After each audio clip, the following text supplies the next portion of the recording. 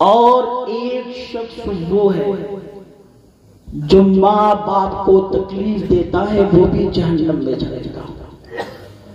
آج کل جیسا کہ آپ دیکھتے ہیں کہ آج نوجوان نوجوانی کے دہلیز پر پہنچا اور 3 مرتبہ قبل تو ہاں کہہ لیا تو لگتا ہے وہ اپنے ماں کو کہتا ہے تلقتوہا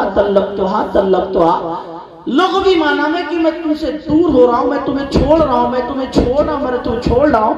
یہ نکاح قبول کرتا ہے، پھر ماں سے بغاوت لیتا ہے، باپ سے بغاوت لیتا ہے، باپ سے دشمنی لیتا ہے، ماں سے دشمنی لیتا ہے۔ اللہ اکبر کبیرہ، ذرا سوچ تو صحیح، وہ ماں جو تمہیں شکم میں 9 مہینے تک رکھا، وہ ماں سمجھ میں کچھ نہیں آتا کہ چھیڑو داستہ کیسے، سمجھ میں کچھ نہیں آتا کہ چھیڑو داستہ کیسے، ہنساؤں تو بغاوت ہے، رلاؤں تو بغاوت ہے۔ میرے آقا صلی اللہ علیہ وسلم کے پیارے دیوان، آج کا یہ جلسہ اصلاح معاشرہ کانفرنس جس کی سرپرستی علی جناب حضرت علامہ مولانا عبدالقادر علیمی صاحب قبلہ فرما رہے ہیں، صدارت محب احمد صاحب علیمی ایک عظیم الشان درسگاہ دارالعلوم علیمیہ جمدہ شاہی فرما رہے ہیں، قیادت علی جناب حضرت علامہ مولانا عاشق علی صاحب قبلہ، اور ہر طرح سے لوگ اس میں تعاون بھی دیے۔ آپ کے مدرسے کے صدر مدرسین علی جناب غلام سرور صاحب، یہ تمام لوگوں کی کاوشیں ہیں، اور ہمارے بڑے پیارے عزیز سراج بھائی جو چینل بھی چلاتے ہیں، ان کا کرم ہے کہ میں یہاں حاضر آیا۔ دعا کرے کہ اللہ پاک ان تمامی لوگوں کو، تمامی لوگوں کی عمروں میں صحت کے ساتھ برکت عطا فرمائے، اور اسی طرح دینی جلسے منعقد کرنے کی توفیق عطا فرمائے۔ میرے آقا صلی اللہ علیہ وسلم کی پیارے دیوانوں، یہ اصلاح معاشرہ کانفرنس ہے، یقیناً یہاں سے کچھ اصلاحی باتیں سیکھ کر ہمیں اور آپ کو اپنے گھروں کی طرف لوٹنا چاہیے۔ میں اپنی تقریر شروع کروں اس سے پہلے ایک مرتبہ اور درود پاک پڑھ لیں۔ اللہم صلی علی سیدنا شفیعنا حبیبنا قریبنا مولانا محمد وبارک وسلم صلاۃ و سلام علیک یا رسول اللہ صلی اللہ تعالی علیہ وسلم۔ علماء کرام تشریف فرما، نقیب اہل سنت علی جناب فیضان نظر صاحب کئی تشریف لے گئے ہیں، انشاءاللہ آئیں گے۔ ہم چند لوگ ہیں، کچھ سیکھیں اور کچھ سکھائیں۔ سیدی سرکار اعلیٰ حضرت ارشاد فرماتے ہیں، اللہ کیا جہنم اب بھی نہ سرد ہوگا۔ بہت باریک بینی کے ساتھ سیدی سرکار اعلیٰ حضرت نے لکھا ہے، ذرا آپ لوگ ذوق سے سنیں، ہمارے پاس ترنم نہیں ہے ورنہ میں بھی ترنم میں سناتا۔ بہر صورت، عاشقوں کا امام، ہم سنیوں کی جان، امام احمد رضا خان فاضل بریلوی رقم طراز ہے۔ اللہ کیا جہنم اب بھی نہ سرد ہوگا، اللہ کیا جہنم اب بھی نہ سرد ہوگا، رو رو کے مصطفیٰ نے دریا بہا دیے ہیں، رو رو کے مصطفیٰ نے دریا بہا دیے ہیں۔ میرے آقا صلی اللہ علیہ وسلم کے پیارے دیوانوں، میں نے جس آیت مقدسہ کو پڑھنے کا شرف حاصل کیا ہے، اللہ تبارک و تعالی ارشاد فرماتا ہے، یا ایھا الذین آمنوا قوا انفسکم، جس کا ترجمہ یہ ہے یا ایو اے وہ الذین جو ایمان لائے کو انفسکم کو فعل امر ہے اللہ فرماتا ہے کو بچاؤ انفسکم نفس کی جمع اپنی جانوں کو وَأَهْلِكُمْ اور اپنے اہل و عیال کو نارا جہنم کی آگ سے۔ میرے آقا صلی اللہ علیہ وسلم کے پیارے دیوانوں، اس آیہ مقدسہ میں اللہ تبارک و تعالی فرما رہا ہے کہ اے ایمان والو تم خود جہنم کی آگ سے بچو اور اپنی اولاد کو بھی جہنم کے آگ سے بچاؤ۔ میرے آقا صلی اللہ علیہ وسلم کے پیارے دیوانوں، نبی کی محفلوں میں آج کل جس طرح ہردنگئی ہو رہی ہے، یاد رکھیں آپ ذرا یہ ہردنگئی کرنے سے پہلے ایک مرتبہ قرآن مقدسہ کا مطالعہ کرے، اور قرآن مقدسہ کا صرف مطالعہ نہ کرے بلکہ ساتھ میں کنز الایمان بھی پڑھے۔ اللہ اکبر کبیرہ، وہ کنز الایمان جسے ہمیں امام احمد رضا خان نے عطا کیا ہے، اس کے تراجم کو بھی پڑھے، آپ کی روح کانپ جائے گی، آپ کا دل دھڑکنے لگے گا، آپ کے رونگٹے کھڑے ہو جائیں گے۔ اللہ اکبر کبیرہ، اللہ تبارک و تعالی ارشاد فرماتا ہے کہ تم خود تو جہنم کی آگ سے بچو اور اپنے اہل و عیال کو بھی جہنم کی آگ سے بچاؤ۔ اے میرے آقا صلی اللہ علیہ وسلم کے پیارے دیوانوں، یہ جہنم کی آگ ہے کیا؟ یہ جہنم کے آگ کا مطلب کیا ہے؟ اللہ اکبر کبیرہ، آؤ ہم آپ کو بتاتے ہیں۔ اللہ کے نبی صلی اللہ علیہ وسلم جہنم کے آگ کے بارے میں ارشاد فرماتے ہیں، اے دنیا میں بسنے والوں انسانوں ذرا غور سے سنو، رب قدیر کا فرمان ہے۔ اللہ تبارک و تعالی نے جو جہنم کے آگ کا ذکر فرمایا ہے، اللہ کے نبی اسی کی تشریح حدیث کے ذریعے کر رہے ہیں۔ اللہ کے نبی فرما رہے ہیں، ارے جہنم کی آگ وہ ہے جیسے ہم آگ جلاتے ہیں، اسی طرح اللہ نے بھی جہنم کی آگ جلا کر رکھی ہے۔ اللہ نے جہنم کے آگ کو بھڑکا کر کے رکھا ہے۔ اللہ کے نبی فرماتے ہیں جہنم کے آگ کے بھڑکانے کا حال کیا تھا، اللہ نے کس انداز میں جہنم کے آگ کو بھڑکایا، جہنم کے آگ کو لگایا۔ اللہ اکبر کبیرہ، اللہ کے نبی فرماتے ہیں اللہ تبارک و تعالیٰ نے جہنم کے آگ کو 1000 سال تک بھڑکایا۔ اللہ اکبر کبیرہ، اب اللہ کے نبی فرماتے ہیں جب اللہ نے جہنم کی آگ کو 1000 سال تک بھڑکایا تو جہنم کی حالات کیسی ہو گئی؟ اللہ کے نبی فرماتے ہیں یہاں تک کہ جہنم کی آگ بالکل سفید ہو گئی۔ پھر اللہ کے نبی آگے ارشاد فرماتے ہیں پھر اللہ نے اور زیادہ 1000 سال تک بھڑکایا۔ ایک دن کی بات نہیں کر رہا ہو، جہنم کی آگ کو آپ کے سامنے پیش کر رہا ہو۔ اللہ کے نبی فرماتے ہیں 1000 سال تک اللہ نے جہنم کے آگ کو بھڑکایا تو جہنم کی آگ بالکل سفید ہو گئی۔ پھر اللہ کے نبی فرماتے ہیں اللہ تبارک و تعالیٰ نے 1000 سال تک اور جہنم کے آگ کو بھڑکایا، حتی مرت، یہاں تک کہ جہنم کی آگ بالکل لال ہو گئی۔ اب آگے اللہ کے نبی صلی اللہ علیہ وسلم ارشاد فرماتے ہیں پھر اللہ تبارک و تعالیٰ نے 1000 سال اور زیادہ بھڑکایا، حتی اسودت، یہاں تک کہ جہنم کی آگ بالکل کالی ہو گئی۔ اللہ کے نبی فرماتے ہیں یا سوداؤ، اور اس وقت جہنم کی آگ بالکل کالی ہے، بالکل تاریک ہے۔ اللہ اکبر کبیرہ، جہنم کی آگ اللہ نے جسے بھڑکایا 1000 سال تک بھڑکایا، یہاں تک کی جہنم کی آگ بالکل کالی ہو گئی۔ اب اللہ تبارک و تعالیٰ کیا فرماتا ہے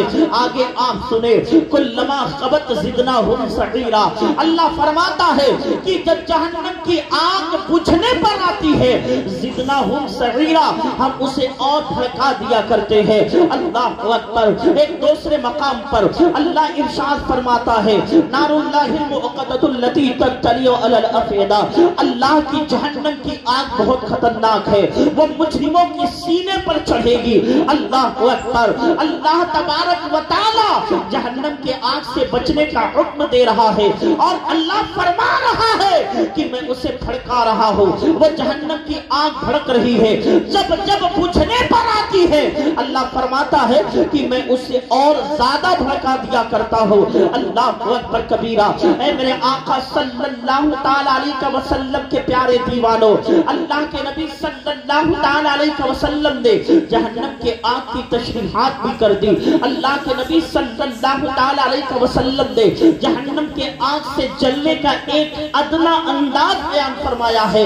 اللہ کے نبی فرماتے ہیں اللہ نے جو جہنم کے آگ کو بھڑکا کر کے رکھا ہے، اللہ نے جو جہنم کے آگ کو لگا کر کے رکھا ہے، وہ جہنم کی آگ جب بجھنے پر آتی ہے اللہ اسے اور بھڑکا دیا کرتا ہے۔ اللہ کے نبی فرماتے ہیں اس جہنم کے ادنا، یعنی اس جہنم کے آگ سے جسے ادنا عذاب دیا جائے گا، اس کا حال یہ ہوگا کہ اسے آگ کی 2 جوتیاں پہنائی جائیں گی اور اس آگ کے جوتیاں پہننے کے بعد عالم کیا ہوگا؟ اللہ کے نبی فرماتے ہیں اس کے دماغ کی گدی کھولے گی، جیسے ہمارے اور آپ کے ہانڈی میں پانی کھولا کرتا ہے، اگر کوئی سامان ہم بناتے ہیں وہ سامان کھولا کرتا ہے۔ اللہ کے نبی فرماتے ہیں کہ جہنم کے آگ کا ادنا عذاب یہ ہے کہ 2 جوتیاں پاؤں میں ہے اور دونوں آگ کی ہے، اس کے تپش کا حال یہ ہے، اس کے چلانے کا حال یہ ہے کہ لوگوں کے دماغ کی گدی کھولتی رہے گی، گدی جو ہے کہ کھلکھلاتی رہے گی۔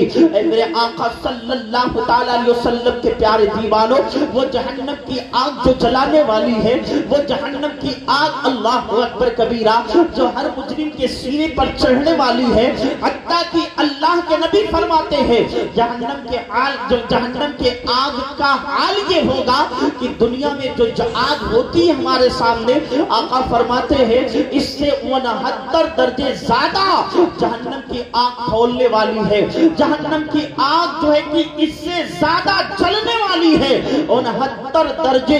اللہ اکبر۔ اب ذرا سوچے وہ جہنم کی آگ جس کے بارے میں اللہ تبارک و تعالیٰ نے اعلان کر رکھا ہے، اب ہم جلسوں میں ہردنگئی کیوں کرتے ہیں؟ ہم جلسوں میں اس قدر کے خرافات کیوں کرتے ہیں؟ ہاں ایک شاعر آتا ہے، اس شاعر کو چاہیے کہ وہ اچھے انداز میں نعت پڑھے، ارے اس انداز میں پڑھے جس تاج الشریعہ علیہ الرحمہ سے محبت کا دعویٰ کرتا ہے۔ المعتقد کی شرح انہوں نے لکھی ہے جو جماعت سادسہ میں پڑھائی جاتی ہے، میں نے اپنی نظروں سے پڑھا ہے، تاج الشریعہ نے اس میں یہ نقل کیا ہے۔ ایک نعت خواہ کے لیے یہ ضروری ہے، فرض ہے کہ جب وہ نعت پڑھے تو نعت کو با ادب انداز میں پڑھے، با ادب ہو کر کے پڑھے۔ لیکن ذرا آپ غور کریں، آپ نے یہاں کس قدر نعت کو سماعت کیا ہے، آپ نے نعت کو کس قدر سنا ہے۔ جب کوئی نعت خواہ پڑھ رہا ہے آپ ہو کا شور مچا رہے ہیں، ذرا سوچو ایسا محسوس ہو رہا ہے کہ چکلے پر کوئی فاحشہ آئی ہے بن سمر کر کے، اور اس کے خریدار یا اس کی نمائش کرنے والے کھڑے ہو کر کے جو تماشا دیکھتے ہیں اس کے آنے پر ہو ہا کا جو ہے کہ ہو ہا کی آواز نکال رہے ہیں۔ اے میرے آقا صلی اللہ تعالی علیہ وسلم کے پیارے دیوانوں، کیا آپ کے چمڑی کے اندر اتنا دم ہے کہ وہ جہنم کے آگ کا مقابلہ کر سکے؟ کیا آپ کے ہڈیوں میں اتنا دم ہے کہ وہ جہنم کے آگ کا مقابلہ کر سکے؟ کیا آپ کے وجود میں آپ کا وجود اتنا مستحکم ہے کہ جو جہنم کے آگ کا مقابلہ کر سکے؟ ارے جہنم کا آگ کا مقابلہ ہمارے اور آپ کے جسم کیا کریں گے؟ آئے ہم آپ کو بتاتے ہیں۔ ایک آیت نازل ہوتی ہے وَإِن مِّنكُمْ إِلَّا وَارِدُهَا، جبرائیل لے کر کے مصطفیٰ کی بارگاہ میں آیا، یا رسول اللہ، اللہ کا پیغام ہے وَإِن مِّنكُمْ إِلَّا وَارِدُهَا، آپ کے امت میں سے ہر ایک امت کو پل صراط سے گزرنا ہے۔ اللہ اکبر! حال کیا ہوگا؟ جہنم کی آگ نیچے بھڑک رہی ہوگی، اس کے اوپر جو ہے کہ پل صراط ہے، اور اس پل صراط وہ راستہ کیسا ہے؟ اللہ کے نبی صلی اللہ علیہ وسلم فرماتے ہیں اَدَقُّ مِنَ الشَّعْرِ وَأَحَدُّ مِنَ السَّيْفِ، جہنم کے اوپر جو راستہ ہے جسے ہم پل صراط کہتے ہیں وہ بال سے زیادہ باریک اور تلوار سے زیادہ تیز ہے۔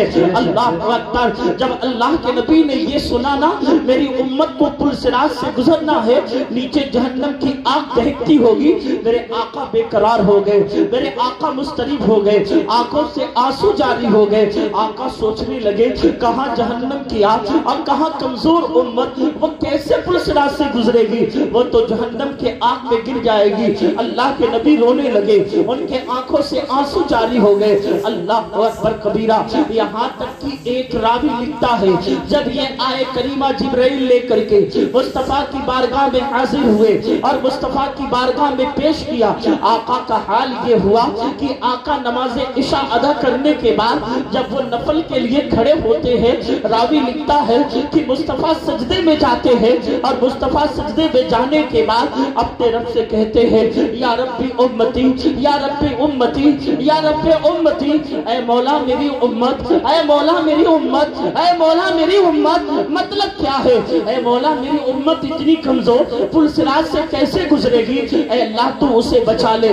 راوی لکھتا ہے مصطفیٰ پوری رات سجدے میں تھے، اور جب انہوں نے فجر کے وقت اپنے پیشانی کو سجدے سے اٹھایا ہے، راوی لکھتا ہے مصطفیٰ کی داڑھی آنسوئے سے تربتر ہو گئی تھی۔ تب بریلی کے امام احمد رضا، سچے رضا، اچھے رضا کی نظر حدیث پر پڑتی ہے تو پکار کے کہتے ہیں اللہ کیا جہنم، اللہ کیا جہنم، اب بھی نہ سرد ہوگا، رو رو کے مصطفیٰ نے دریا بہا۔ نعرہ تکبیر، نعرہ تکبیر، نعرہ رسالت، نعرہ رسالت، جشن عید میلاد النبی، مسلک اعلی حضرت، مسلک اعلی حضرت والماء اہل سنت، نعرہ تکبیر، نعرہ رسالت۔ اللہ اکبر کبیرہ!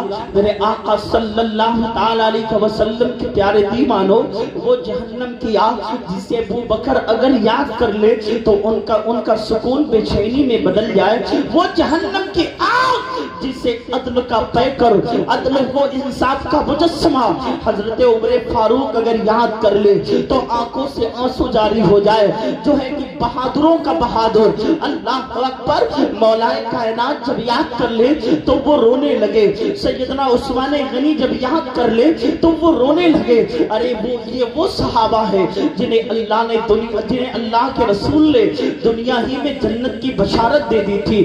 یہ صحابہ جب جہنم کے آگ کے بارے میں اللہ اکبر تصور کرتے تھے تو آنکھیں ساون بھادوں کی طرف برسا کرتی تھی، وہ رویا کرتے تھے۔ ارے سیدنا عمر کا حال تو یہ ہوتا تھا کہ جب وہ کسی درخت کے قریب سے گزرتے تھے اور کسی پرندے کو چہچہاتے ہوئے پیڑ پر کودتے ہوئے دیکھتے تھے تو پھر کہتے تھے اے اللہ کاش مجھے پرندہ بنا دیا ہوتا، میں مزے سے دنیا کا مزہ تو لیتا لیکن مجھے آخرت کا کوئی خوف نہ ہوتا، مجھے جہنم کا کوئی خوف نہیں ہوتا۔ اے میری امت کہاں چلی آئی؟ اور اے میرے نبی کی امت، اے نبی آخر الزمان کے دیوانوں، تم کہاں چلے آئے؟ کس پلیٹ فارم پر چلے آئے؟ خدا کا ترس تمہارے دل سے نکل گیا، جہنم کے آگ کا ڈر تمہارے دل سے نکل گیا۔ اللہ اکبر! اب تم صرف وحش باسی میں اپنی زندگیاں گزار رہے ہو۔ کیا تمہیں معلوم ہے کہ جب قیامت کا دن ہوگا، حشر کا میدان ہوگا، نفسی نفسی کا عالم ہوگا۔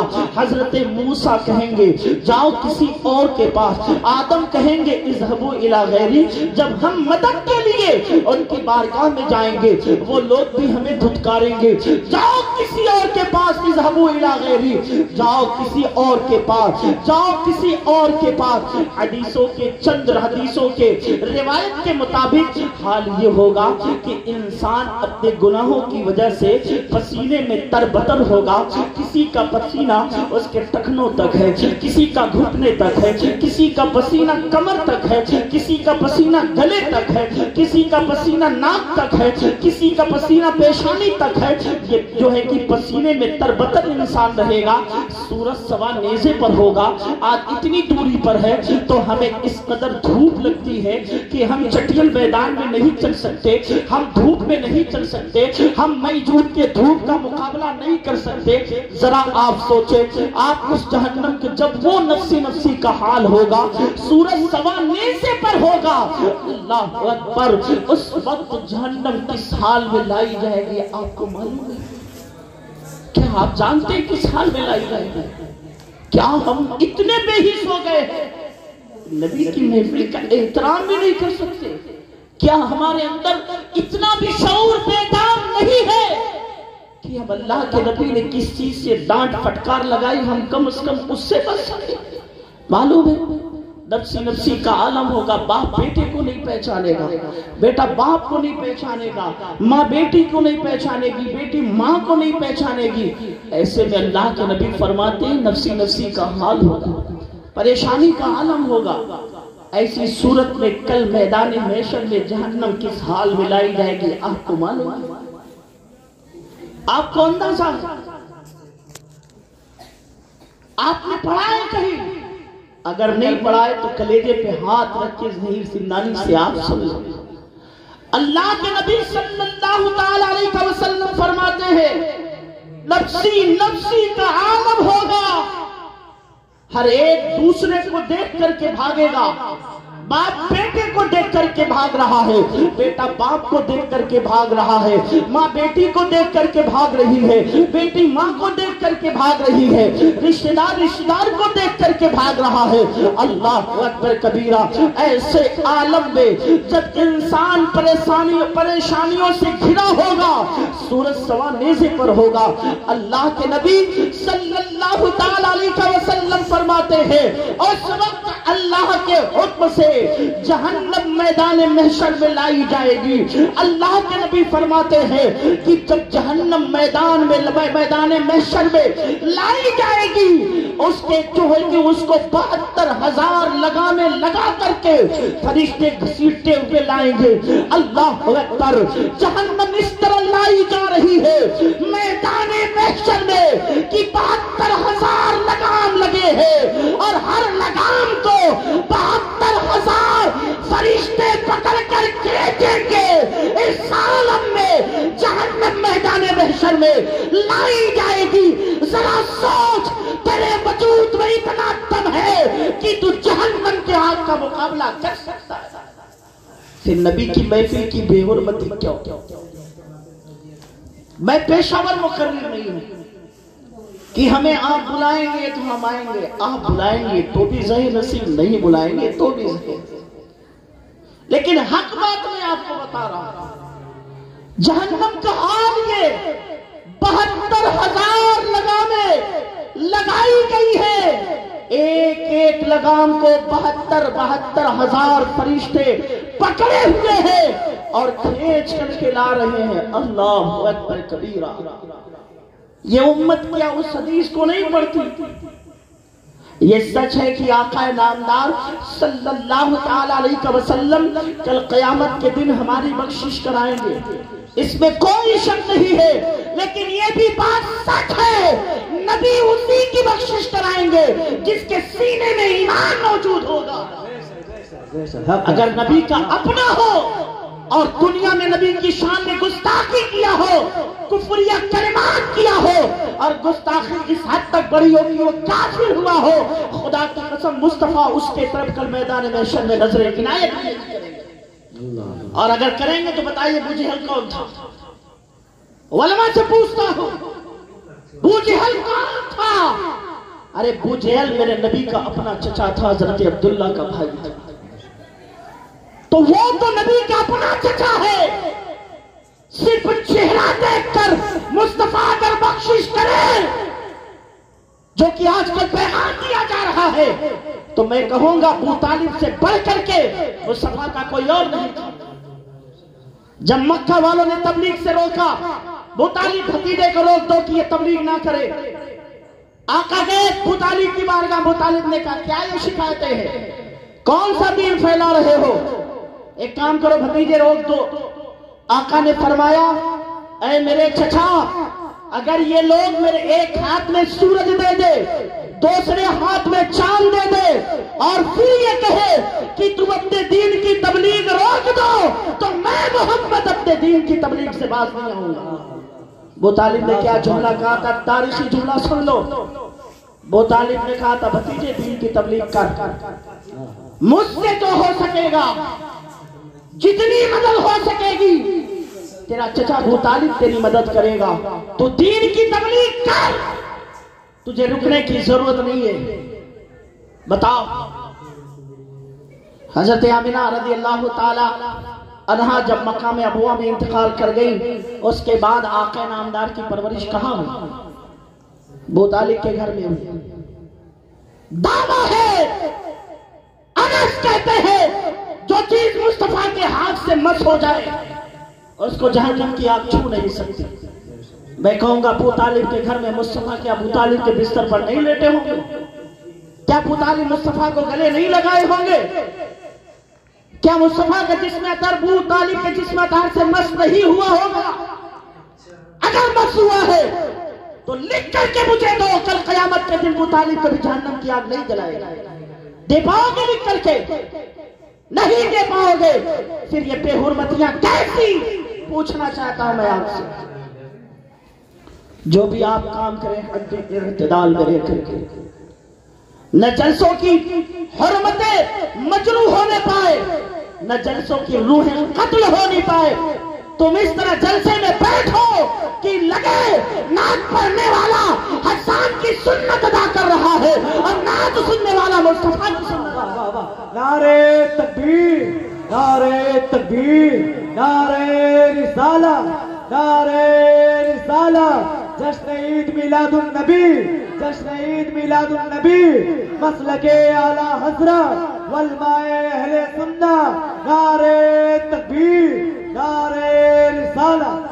میرے آقا صلی اللہ تعالی علیہ وسلم کے پیارے دیوانوں، جہنم کی آگ اس طرح خطرناک ہے، اس طرح خطرناک ہے کہ اللہ کے نبی صلی اللہ تعالی علیہ وسلم جب بھی نماز پنجگانہ ادا کرتے تو ہاتھ اٹھا کر اللہ سے یہ دعا کرتے، اللہم انی اعوذ بک من عذاب النار، اے اللہ میں جہنم کے آگ سے پناہ مانگ رہا ہوں۔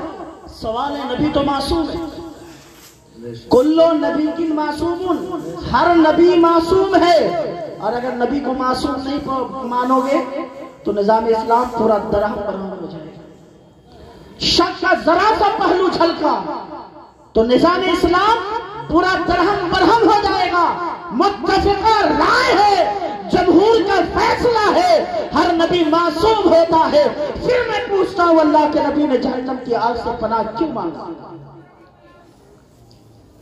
اللہ کے نبی نے جہنم کی آگ سے پناہ اس لیے مانگا کہ اللہ کے نبی معلم الکائنات تھے، دنیا کو سکھانے کے لیے تشریف لائے تھے، دنیا کو بتانے کے لیے تشریف لائے تھے۔ اللہ کے نبی مصلی پر بیٹھ کر کے اپنے رب سے جہنم کے آگ سے پناہ مانگ کر کے پوری امتیوں کو درس دے رہے ہیں، جب بھی نماز ادا کرنا اپنے رب سے جہنم کی آگ سے پناہ مانگنا۔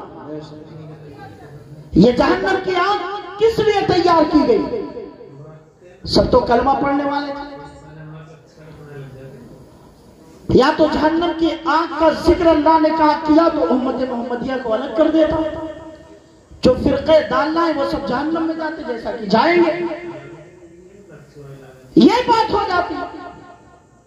لیکن جہنم کے آگ کا جہاں تذکرہ ہے وہاں یہی ہے کہ جو اپنے نفس کی اتباع کرے گا، اپنے اہوا کی اتباع کرے گا، اللہ اکبر کبیرہ، نمازوں کو ترک کرے گا، روزوں کو ترک کرے گا، وہ جہنم کی آگ میں جائے گا۔ اے میرے آقا صلی اللہ تعالی علیہ وسلم کے پیارے دیوانوں، حتیٰ کہ جو دنیا میں زنا کرتے ہیں، جیسا کہ اللہ فرماتا ہے یا ایھا الذین آمنوا لا تقربوا الزنا انہ کان فاحشۃ وساء سبیلا، اے ایمان والو زنا کے قریب مت جانا، کیوں؟ زنا ایک فحش چیز ہے، وساء سبیلا، اور اس کا راستہ بڑا خطرناک ہے۔ اے میرے آقا صلی اللہ تعالی علیہ وسلم کے پیارے دیوانوں، اللہ فرما رہا ہے کہ زنا کا راستہ برا ہے، تو ذرا سوچو جس کے راستے کے بارے میں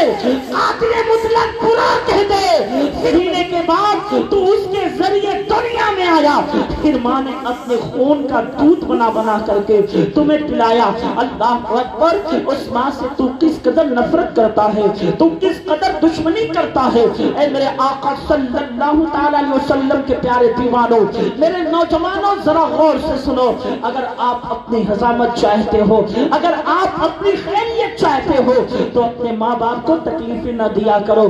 آج تیرے دل میں تمنا ہے کہ تو جنت میں جائے گا، تو جنت میں جانے کا متمنی ہے، تو جنت میں جانے کا خواہش مند ہے، یاد رکھ جو ہے کہ نبی سے، یاد رکھ ماں سے نفرت کر کے، ماں سے بغاوت کر کے، ماں کو جوتے مار کر کے، ماں کو ڈنڈے مار کر کے، ماں کو تکلیف دے کر کے تو جنت میں نہیں جا سکتا، اس لیے کہ ماں کی خدمت کرنا بلکہ جہاد میں جانے سے افضل اللہ کے نبی نے بتایا ہے۔ اور یاد رکھ اللہ کے نبی صلی اللہ تعالی علیہ وسلم کی بارگاہ میں ایک صحابی آتے ہیں جن کا نام معاذ بن جبل ہے، عرض کرتے یا رسول اللہ میں چاہتا ہوں کہ جہاد میں چلا جاؤں۔ اللہ کے نبی نے فرمایا جہاد میں جائے گا؟ کہتے ہاں یا رسول اللہ جہاد میں جانے کی تمنا ہے۔ اللہ کے نبی نے فرمایا کیا تیرے ماں باپ زندہ ہے؟ اس نے کہا ہاں میرے ماں باپ زندہ ہے۔ اللہ کے نبی نے فرمایا کہ جا ان کی خدمت کر، ان کی خدمت کر، جا کر کے ان کی خدمت کر، فَإِنَّ الْجَنَّةَ، آقا فرماتے ہیں جا کر کے اپنی ماں کی خدمت کر، اپنے باپ کی خدمت کر، اپنی ماں کی خدمت کر، اس لیے کہ الجنت تحت اقدام الامہات، کہ جنت ماں کے قدموں کے نیچے ہے۔ جس جنت کو تو جہاد میں تلوار کے نیچے جا پانا چاہتا ہے، اللہ نے اس جنت کو ماں کے قدموں میں ڈال دیا ہے۔ جا کر ماں کی خدمت کر، اللہ تجھے جنت عطا کر دے۔ واہ واہ واہ، سبحان اللہ سبحان اللہ، زندہ باد رکھو میرے آقا صلی اللہ علیہ وسلم کے پیارے دیوانوں، ماں سے محبت کرنے والا، ماں سے عقیدت رکھنے والا، ماں کو احترام کی نظروں سے دیکھنے والا، یہ صرف جنتی نہیں ہوتا ہے بلکہ یہ جس کے لیے دعا کرتا ہے اللہ بھی اسے جنتی بنا، کیا بات ہے، واہ، اسے بھی جنتی بنا دیتا ہے۔ ماں باپ کو سینے سے لگانے والا، اللہ کے نبی فرماتے ہیں، حضرت عبداللہ ابن عباس اس حدیث کے راوی ہیں، فرماتے ہیں اللہ کے نبی جو شخص اپنی ماں کے چہرے کو محبت کی نظر سے دیکھتا ہے، اللہ اس کے نامہ اعمال میں ایک مقبول حج کا ثواب لیتے ہیں۔ کیا بات ہے، سبحان اللہ، کیا ماں کا مقام ہے، کیا مرتبہ ہے۔ اور ماں سے محبت کرنے والا جو ماں باپ سے محبت کرتا ہے، یقین جانو وہ تو خود ماں باپ کی دعا سے جنتی ہوتا ہے، وہ شخص بھی جس کے لیے دعا کرتا ہے اللہ اسے بھی جنتی ہوتا ہے۔ ارے کون نہیں جانتا پہلی صدی ہجری کہ جنہیں امام العاشقین کا لقب ملا، حضرت اویس کرنی، یہ اپنی ماں سے کس قدر محبت کرتے تھے۔ نبی کا زمانہ پایا لیکن صحابی نہیں ہوئے، خیر التابعین میں ان کا شمار ہوتا ہے۔ یہ اپنی ماں کی خدمت کرتے تھے، ماں کمزور تھی، نابینا تھی، ماں کی خدمت کرتے تھے، ماں کی بارگاہ میں رہتے، اور نبی سے عشق کا حال یہ تھا وہ عاشق، اور عشق جب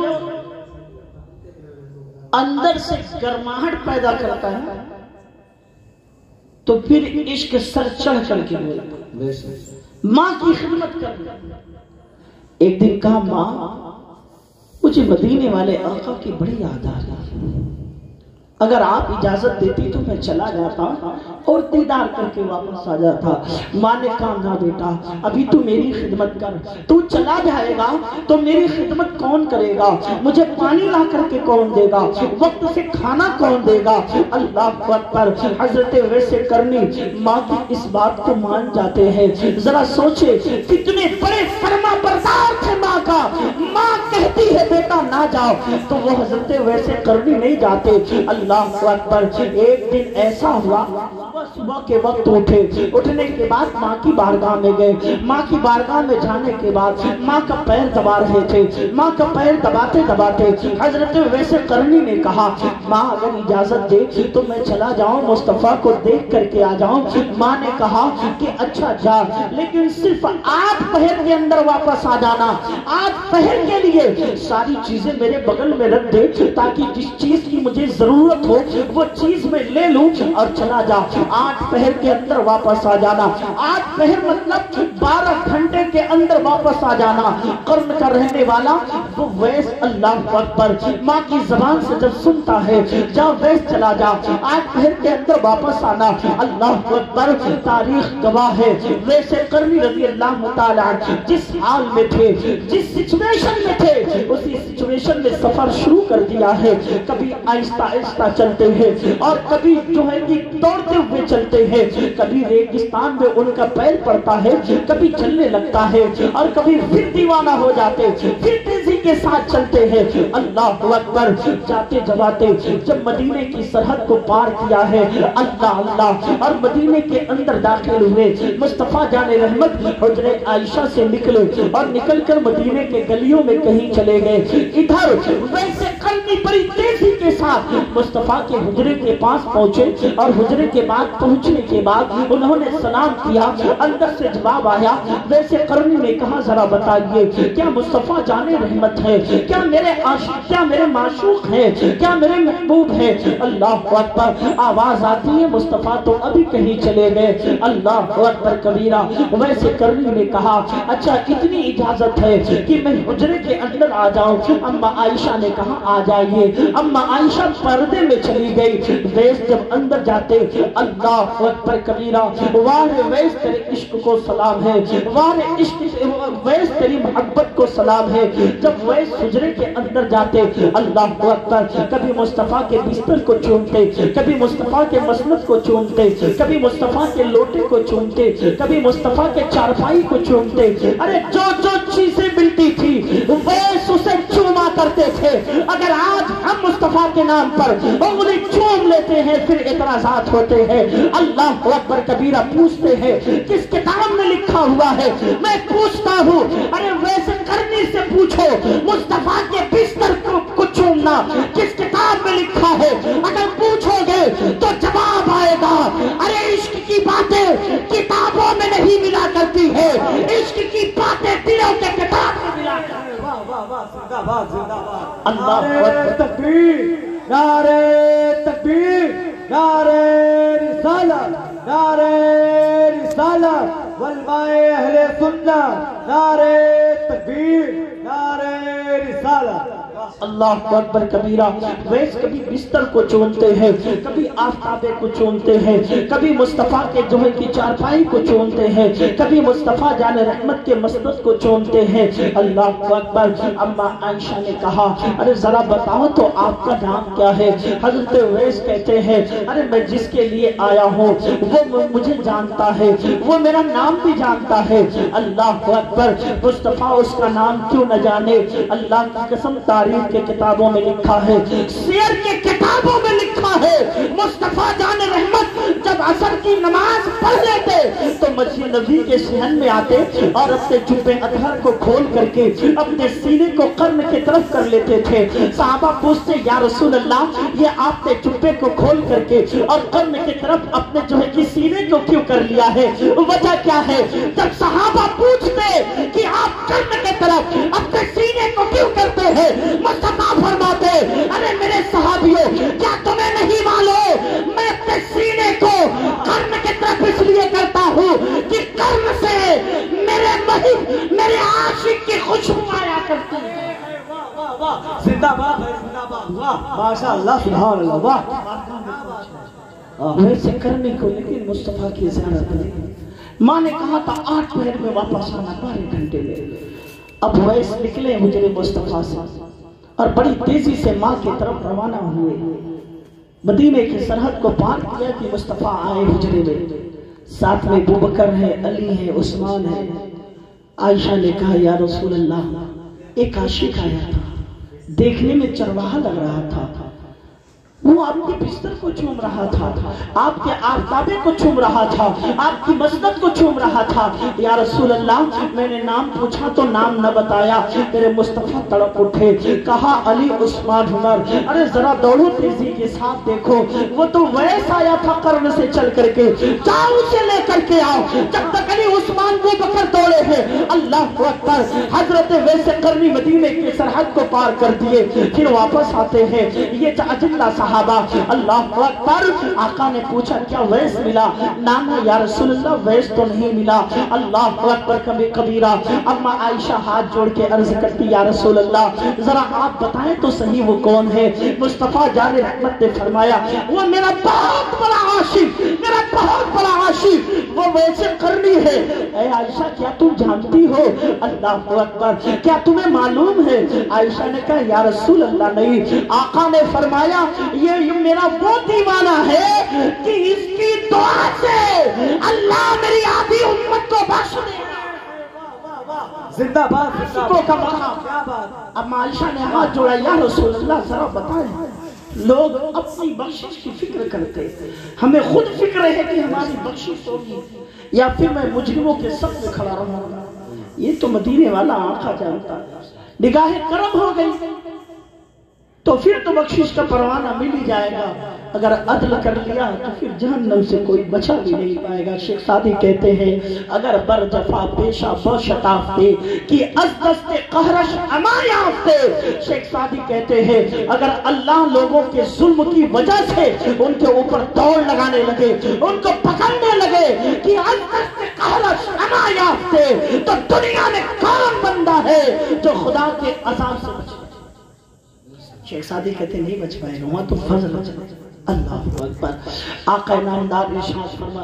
حضرت عائشہ عرض کرتی یا رسول اللہ ذرا یہ تو بتائیں, لوگ اپنی بخشش کے فکر مند ہوتے ہیں, یہ کیسا آپ کا عاشق ہے, اس کے دعا سے آدھی امت بخشی جائے گی, آخر اسے مقام ملا کہاں سے, آخر اسے مرتبہ ملا کہاں سے, آخر اسے بلندی عطا ہوئی کہاں سے, آخر اسے عظمتیں ملی کہاں سے, آخر اسے رفعتیں ملی کہاں سے, آخر یہ بلندیاں اس کے مقدر میں آئی کہاں سے؟ آقا ارشاد فرما عائشہ سن, یہ میرا ایسا عاشق ہے جس کی دعا سے اللہ میری آدھی امت کو بخشے گا. اس کی وجہ یہ ہے کہ یہ ہر آن ہر لمحہ اپنے ماں کا وفادار. سبحان اللہ, سبحان. ماں کی وفاداری کی وجہ سے اللہ اس کی دعا سے میری آدھی امت کو بخش دے گا. ماں اس کے لیے دعا کرتی ہے. پھر آگے آقا ارشاد فرماتے عائشہ معلوم ہے ہر سمت سے لوگ کہیں گے مجھے کہ میں مصطفیٰ کا دیوانہ ہوں, میں مصطفیٰ کا عاشق ہوں. ہر سمت سے لوگوں کی آواز آئے گی کہ میں مصطفیٰ کا عاشق ہوں. لیکن عائشہ سن, میں یہ کہتا ہوں کہ ویس میرا عاشق ہے اور مزہ تو جب ہے. آپ اگر کہے ہم خدا کے بندے ہیں, ہم خدا کے بندے ہیں, تعجب نہیں ہے. لیکن جب خدا کہہ دے فلاں میرا تو بندہ ہے, پھر مقدر کا ستارہ عروج پر ہم کہتے رہے مصطفیٰ کے عاشق ہے, کیا تعجب ہے؟ اگر مصطفیٰ کہہ دے فلاں میرا عاشق ہے, پھر جنت سے